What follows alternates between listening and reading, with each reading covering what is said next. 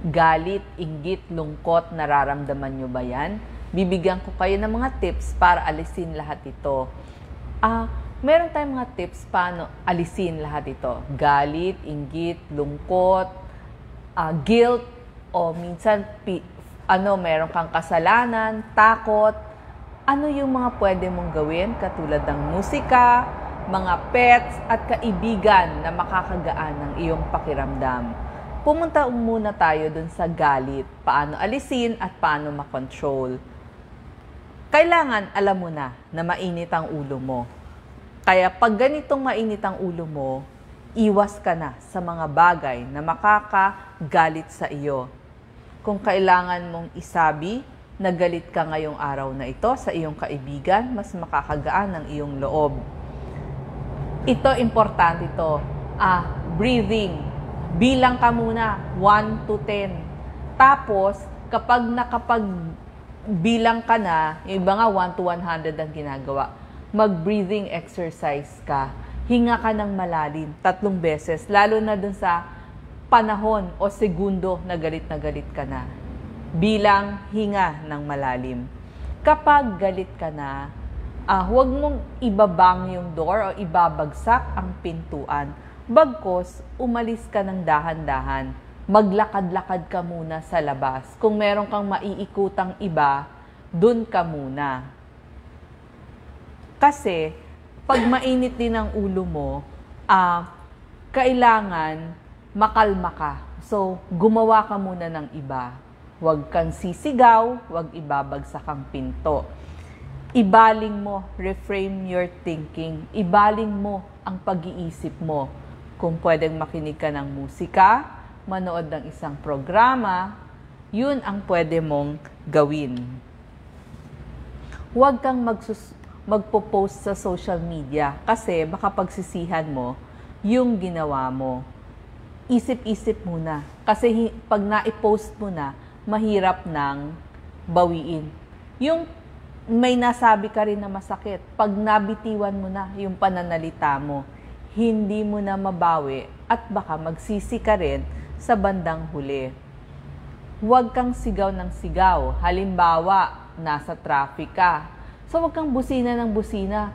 Huwag mong papagalitan o mumurahin yung ibang driver kasi lalo ka lang maiinis at lalo ka lang magagalit sa sitwasyon. Ngayon, kung alam mo na late ka na, hindi mo na rin magagawa yung dapat mong gawin. Yun kasi yung madalas magpainit ng ulo natin. Baka mas mabuti, huwag mo na lang ituloy kaysa makasakit ka pa ng damdamin ng ibang tao. Tapos yung kinakagalit mo, kalimutan mo na yan. Kasi pag paulit-ulit ka na yun ang iniisip mo, hindi ka na makakaalis dun sa sitwasyon. Next, dun naman tayo sa inggit o selos. Normal na mainggit at magselos sa ibang tao. Pero meron kang mga pagbabago na pwedeng gawin. So, tanggapin mo. Honest ka na naiinggit ka. Ang gagawin mo dito, magsikap ka.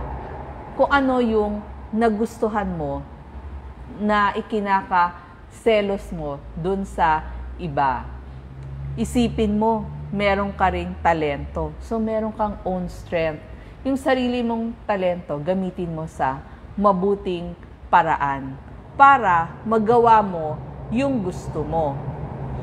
Kapag pumasok sa isip mo na inggit ka o selos ka, gumawa ka ng isang project, halimbawa, project sa bahay mo. So, yung focus mo, yung strength mo, ilagay mo sa isang bagay. So in a way, mas naging productive yung pagkainggit mo or yung pagkaselos mo. So nasa sayo, ikaw ang mag-take charge sa sarili mo, paano mo gagawin o ibaling ang iyong inggit o ang iyong selos. Siguraduhin mo din na mabuti at perpekto ang pagkakagawa mo para happy ka din in the end. I-appreciate mo yung sarili mo na marami ka rin namang positibong katangian sa iyong sarili. Kung ano man yung insecurities mo, tanggalin mo. Mas mag-aral ka, baguhin mo. Mas masaya ka sa ganong paraan. At syempre, mas maging mapagbigay ka at mabait sa iba. So in that way, mas maraming magmamahal sa'yo, hindi ka na masiselo. So ibig sabihin, i-shift mo rin yung iyong pananaw sa kagandahan ng buhay. So i-shift mo lang yung focus mo sa kagandahan ng ibang tao at sa kagandahan ng buhay. Ngayon, pumunta naman tayo dun sa depression symptoms.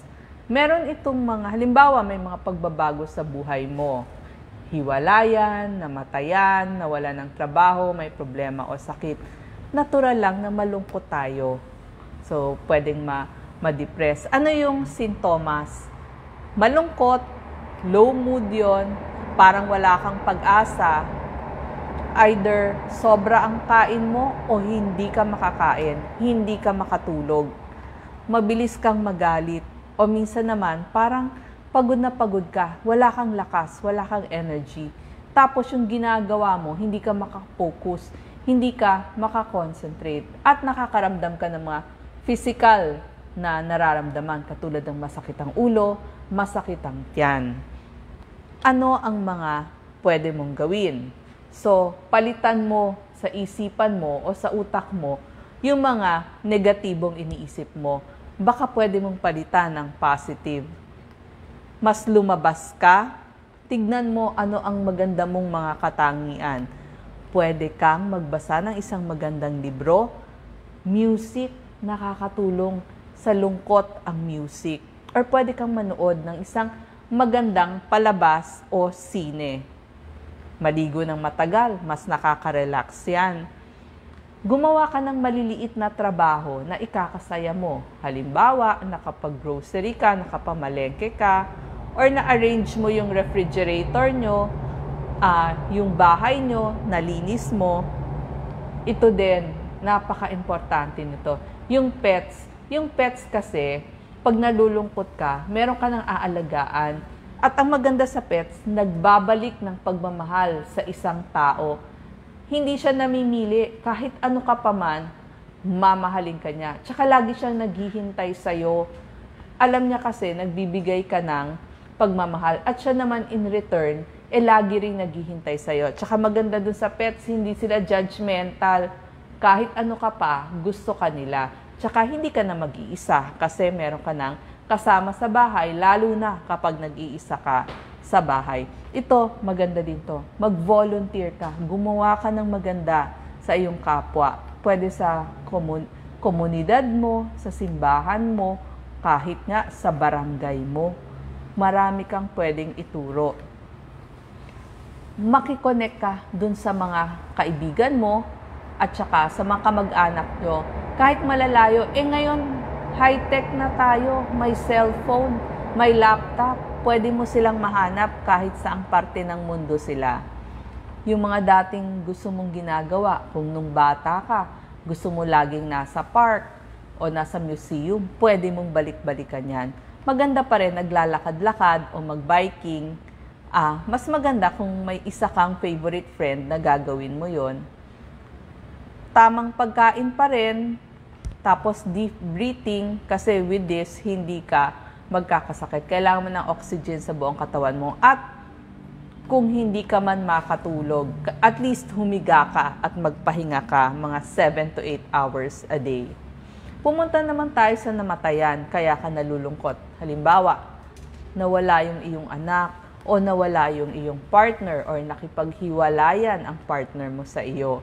So, nakakalungkot din yan. At saka minsan, nagkakaroon ng problema sa pera kapag hindi ka marunong magtrabaho at yung spouse mo na nawala ang siyang nagpo-provide ng pera sa iyo. So, nagkakaroon din dyan ng kalungkutan o grief, ika nga. So, kapag nangyari yon, makihingi ka ng tulong at makikonekta dun sa, sabi ko nga, sa pamilya at saka kamag-anak. Tapos, baguhin mo yung routine mo, ibahin mo sa bahay at sa labas man. Kailangan alam mo na malungkot ka at kailangan mong humingi ng tulong. pwedeng sa kamag-anak, sa kaibigan, pero kailangan mo rin ng professional help. Hindi po, kasi meron tayong paniniwala, nako, pang siraulo lang ang humihingi ng tulong sa mga counselor, sa mga psychologist, at saka sa mga psychiatrist. Hindi po, marami silang maitutulong sa inyo. Kung gusto nyo, counselor, guidance counselor, yung mga kakilala nyo, kamag-anak ninyo, sila, mas maganda silang magpayo. Pwede silang mag-guide sa inyo. Tsaka, suporta din naman yon. Meron din tayong mga tinatawag na mga psychologist. Kasi experience sila madadiagnose nila ano yung problema mo, ano yung sakit mo. At malalaman nila anong treatment o gamutan ang kailangan mo kasi na-diagnose nila kung pag-iisip ba, emosyonal o behavioral ang iyong problema. At kung kailangan niyang i-refer ka sa mga clinics at treatment facilities, yung pong psychologist nyo ang gagawa nun. Ang psychiatrist naman, medical doctor yan, siya yung nagre-reseta ng mga gamot. Ang psychiatrist, pwede mo ring malapitan doon sa mga gumagamit ng mga pinagbabawal na gamot o kaya ng alcohol, yung inom na ng inom ng alak. So, qualified sila para gamutin at magreseta sa iyo. So, kailangan natin ng professional help. Bakit? Sino ba yung kailangan ipagamot sa psychologist or psychiatrist? Ito yung mga taong may matagalang depresyon, iba-iba na yung mood, yung laging lungkot, yung mga nagpa-panic attack, napapadalas na panic attack, sobrang takot, sobrang kaba, o kaya naman yung laging galit. Sabi ko nga yung gumagamit ng drugs at saka ng alcohol, yung nagiging lasenggo na. O yung mga taong may obsessive-compulsive, yung paulit-ulit ang ginagawa, pero parang hindi na angkop, hindi na tama, hindi na naaayon. At pwede din ang therapy, makakatulong dun sa nawalan ng trabaho, hiniwalayan, namatayan, o may krisis sa buhay, o yung may matinding problema. So, humingi tayo ng tulong sa mga profesional, yun yung talagang inaral nila. Huwag ho kayong mahihiya, buhay nyo to. Kasi mas tama ang ipapayo nila. At humingi na rin ng tulong sa inyong kaibigan at kamag-anak. So, sana po sa ating mga tips, mawala at maalis ang inyong galit, takot, lungkot, inggit. Lahat po yan, mawawala yon. Salamat po.